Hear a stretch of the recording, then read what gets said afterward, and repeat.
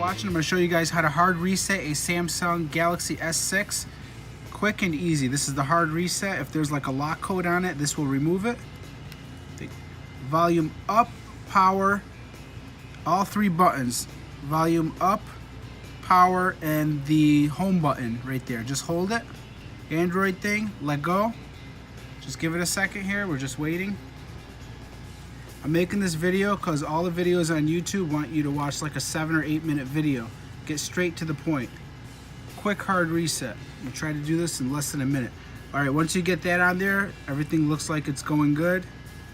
Give it another second. It says no command on there if you guys can't see that.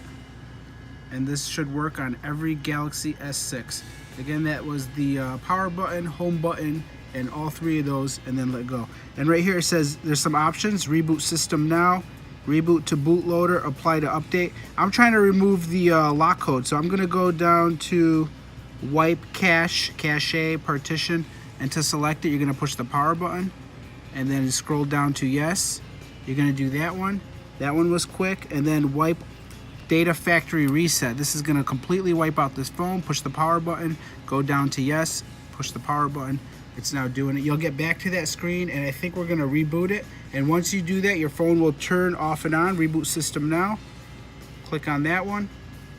This is gonna reset the phone, and when it does come back on, that 4 or 5 digit lock code that somebody had set on your phone will be completely erased, and your phone is now like a new phone again. So thanks for watching. Give me a thumbs up.